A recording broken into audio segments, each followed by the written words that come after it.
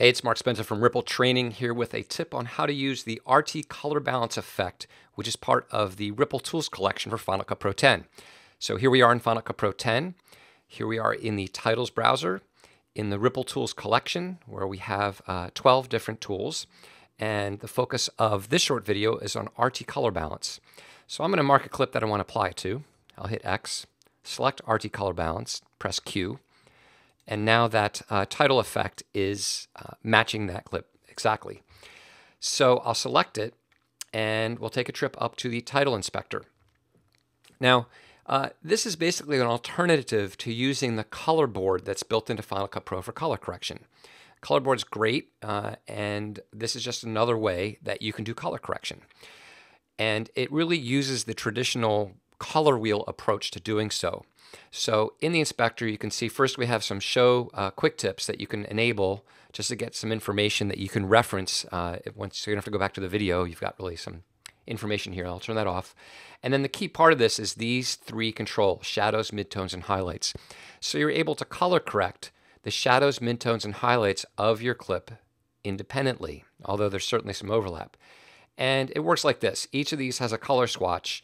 You could click the pop-up menu to sample a color, but really the best thing to do is click directly on the color swatch. I'll start with the shadows. Oh, and by the way, before I get started, often it can be helpful to have the scopes be active while you're doing this. So I'll go to Window, I'll go to Viewer Display, and choose Show Video Scopes. And in particular, I'm going to bring up the waveform because I want to look at the luminance values for this clip. And what I'm going for here is this is a sort of heavily blue tinted clip because it's underwater here and I want to do some correction on it. But I also want to look at the overall luminance range as well. We can see that there's nothing really completely black in here, although it has some decent highlights, but it could use a little expansion of the luma range. So what I'm going to do is start with shadows. I'll click the swatch here and I'll get the OS X color picker. Now there's many different ways you can choose colors in the color picker. I like to use the color wheel, especially if you're used to doing color correction, perhaps in Legacy Final Cut Pro with the three-way color corrector three-way. This should look pretty familiar. Instead of a slider underneath the wheel, there's a slider next to it. Basically, the slider on the right here controls luminance for the shadows, and then you can control hue and saturation in the color wheel. So I'll address luminance first, and I'm just going to drag this down, and you can watch the waveform come down as we kind of bring those shadows down and make them a little blacker. And then while I'm here, I also might want to just add a little bit of yellow red in there. And you can see I can go way too far, but I'm just going to warm this up a little bit by dragging over. And I'm basically using the image itself as a guide. Also, if you have multiple monitors, you can throw everything here onto a second monitor and look at it very large. From there, I'll go to the midtones, and the midtones, this is basically a gamma slider here, so I could kind of brighten it up. It's not bad where it is. I might just warm things up a little bit there in the midtones. And then I'll go to the highlights, and here maybe I'll pump them up just a little bit and also warm things up a little bit. And how you actually color correct is very subjective and up to you and your own goals, but I just wanted to kind of warm this whole thing up a little bit. So that's one approach. I've got that done. And that's really the extent of the key components of the RT color balance effect. Now, from there, basically you can choose to dial back the overall effect by using the mix slider, so I can pull it all the way out or add it back in, or of course I could keyframe this to animate it over time. And then really the rest of the controls here have to do with limiting the color correction to a specific area. In other words, doing really secondary color correcting part of the image by using a mask.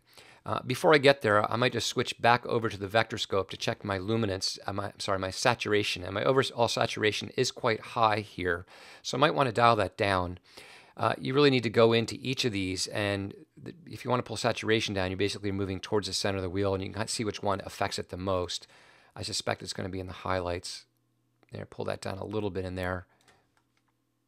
You can also use this in combination with the overall color corrector. So I could select the clip itself, go to the correction here, and go to saturation, and maybe just pull overall saturation down within the Final Cut color board. So you can really combine these both to get a result. Okay, so now that I've done that, I'm going to hide those scopes, viewer display, hide video scopes, so we can get a larger image back. And then in terms of limiting the color balance effect to a specific area, I can choose to enable the mask by hitting the checkbox, and we get a rectangular mask that the color correction is inside of, and we also get an on-screen control for changing the position of the mask. You'll notice as I drag this, the values are also changing over here from mask position. So you can change those values by dragging or entering values, and you can keyframe by setting keyframes to make this mask move over time. This mask looks and acts very much like the mask in a few of the other tools in here. So we can reduce the scale. I'll bring it down. Basically, I'm going to color correct this little fish here. I'll bring it down. I'm going to increase the roundness. And instead of using the slider that only goes to 50, I'll drag on the value field so I can make it much rounder. And then I'll also add some feather. And then from there, maybe I'll bring the scale down a little bit more and add a lot more feather. I'm also dragging in the value field because that way I can go much higher than the slider will allow me, and maybe scale that down a little bit. So that's basically how you can use the mask. And then if you want to keyframe it, we can set keyframes, for instance, for position, scale, maybe rotation, and move in time. I'll move forward a little bit, and then move the mask.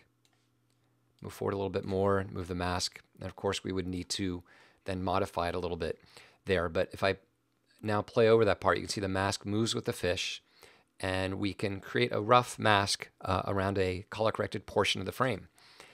And those are the key components of using RT Color Balance. So feel free to combine it with the color board in Final Cut Pro just as another tool in your tool set for doing color correction. Thanks for watching.